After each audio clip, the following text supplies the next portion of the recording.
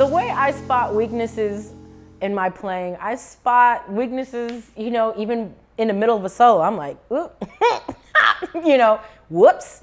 But even after the fact, it's important to record yourself and listen back to yourself.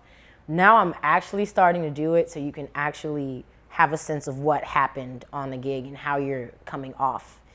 Because a lot of times on a gig, you can be like, oh, I messed that up. But then you hear the recording back and you're like, oh, that actually was pretty cool. And then other side, you can be like, you thought you was cool on that. And then you hear it back, you're like, that was not cool. So recording yourself is important, yeah.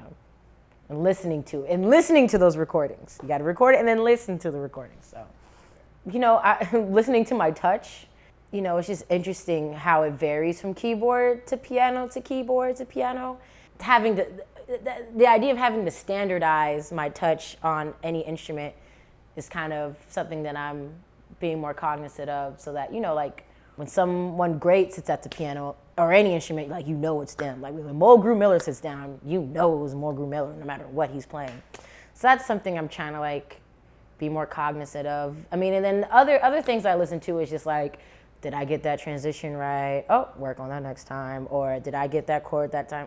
Next time. Or how'd I, like, okay, you heard that scale over that chord on that change, but with that, it kind of did, but, you know, who are you faking, you know?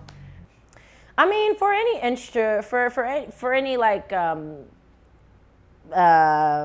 guitar, you have a sense of touch on too. On drums, there's a sense of touch. On bass, there's a touch.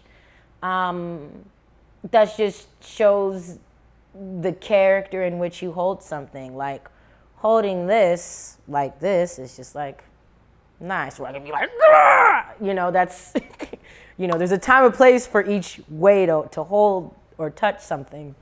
You know, you don't need to be like Hulk smash on a ballad, you know. You don't need to be Hulk smash all the time. But, you know, if you're playing Passion Dance, you might want a little bit of Hulk smash, you know.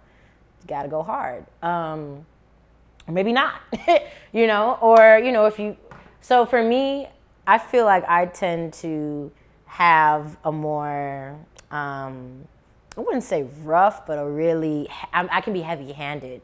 And I like it. I don't mind it. Yeah, but just trying to standardize it, I guess, and being more gentle sometimes too is fine, you know.